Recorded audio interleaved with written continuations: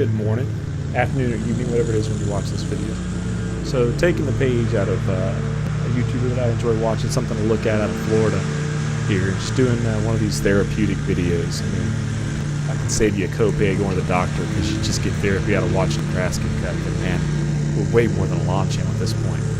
So wanted to do a video just showing the SCAG SWZT. This is a 2019 model. I think it's got a 14 horse FS series Kawasaki engine on it, 36-inch cut. This customer's yard is primarily St. Augustine, which I would normally cut between 3 3/4 and 4 inches in Texas, where it gets pretty hot. This is a non-irrigated yard, but this customer, as you can tell by the general height of the yard right now and the composition of weeds in the yard, does not care. He just wants it cut as short as possible.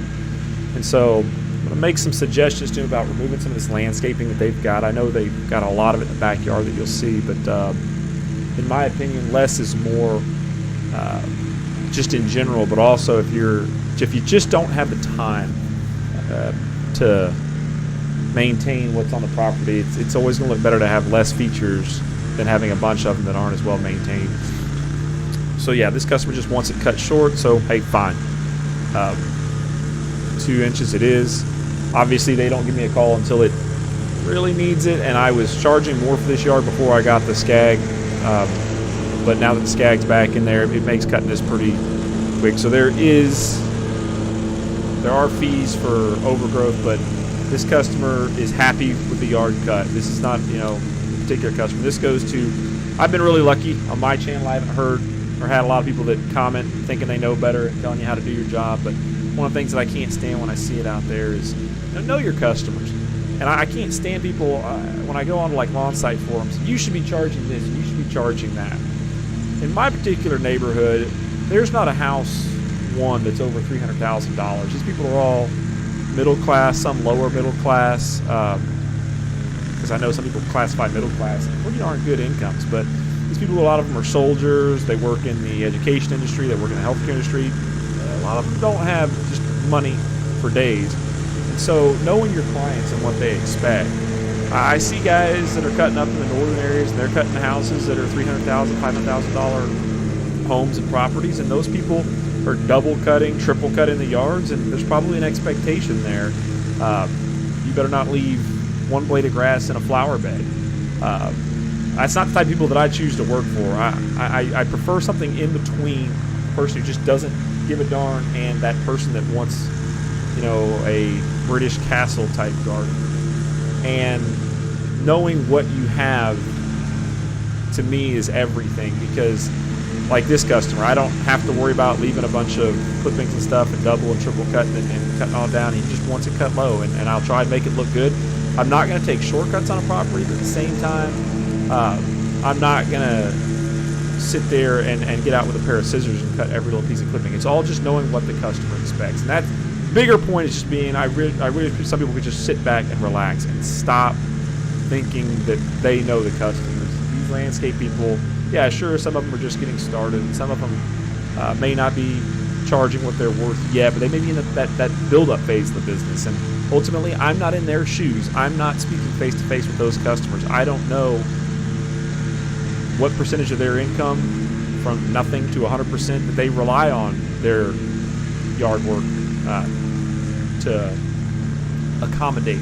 So I just try not to get into those conversations and judge, and I wish more people could just sit back, relax, and enjoy it. So anyway, I'm going to shut up now and just let you watch this property get cleaned up a little bit.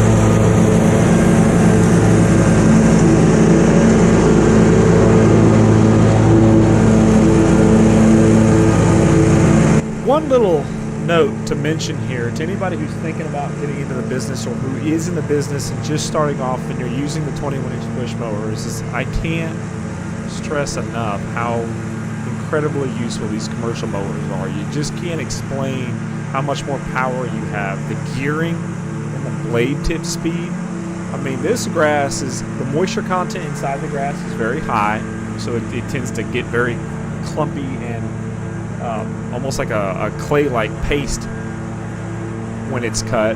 And it's also, I would guess, 2 to 3 inches tall in a lot of these places and pretty darn thick. So one thing you can note here is that obviously the lighting is not that great. It's hard to see just how tall that grass is, but listen to the SCAG.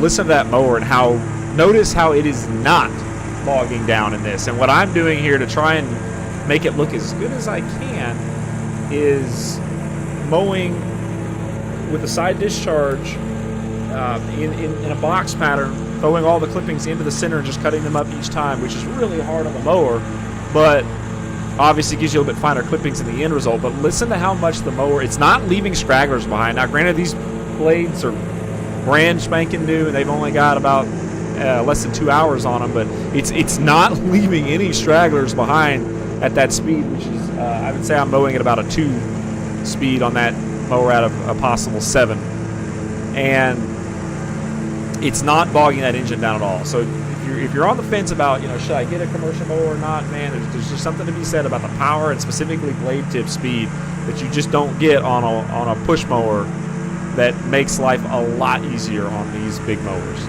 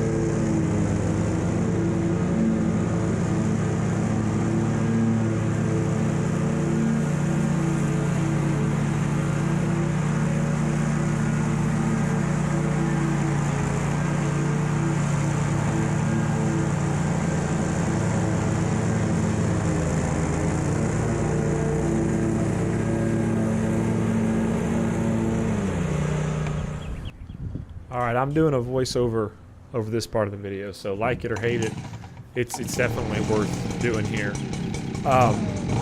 That's the Echo PB8010T, and wow, I mean, wow would be if I had to review it. You know, you're seeing a lot of people doing reviews on it lately. The blower has an insane amount of power.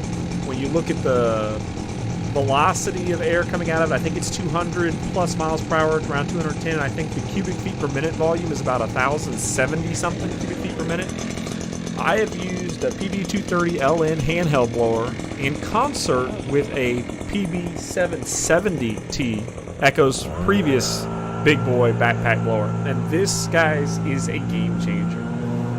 Based off when the blower came out and when a lot of reviews were coming out, you were seeing guys using these things on leaf cleanups. And while they are amazing on leaf cleanups, don't be discouraged from giving this thing a look. If you're just a regular old guy in the South that's not doing a whole lot of leaf cleanup stuff, one of the biggest things that I have problems with is neighborhoods like this where you have 2-car driveways, 2-car garages, and both cars are parked in the driveway when you're cutting and trying to get the grass out. The velocity on this thing is not really that noticeable. The tube is huge, and it really doesn't push you back as much as the 770 did for me. But what I notice is just the sheer wall of air. You've seen in this video how windy it was out there today. I mean, right now there's gusts. It's not constant, but there's more wind than what those trees would lead you to believe. And this thing just puts out a sheer wall of air, whereas with a lot of blowers, you hit the curb, you get that little horizontal whirlwind of air where stuff is coming back at you. With the 8010, there's just this wall so far out in front of you. You can push stuff out from underneath the truck. It doesn't matter if you're parked on the customer's side. It blows out the edges, as you see right there, very, very quickly. Blows out the crevices and cracks in the driveways and blows everything out from underneath vehicles so quickly. And then, because it is so powerful, it is blowing the clippings out with this massive wall of air. It's the only way I can describe it, is just this massive wall of air. And these clippings just go so far and just kind of fall back into the yard. You really do have a lot of control with this thing. If you crank the throttle down a little bit, it's still moving a lot of air, but you're not sending stuff over to the neighbor's yard. But when you do blow at the higher revs, you send this stuff out and it just evenly disperses and kind of falls into the yard. So again, I can't say so far. I mean, this is some of the first properties the 8010 is seeing for me this year, but I am just beyond astonished at how much faster this blower is than, of course, my 230, but even my previous 770. This thing is incredible.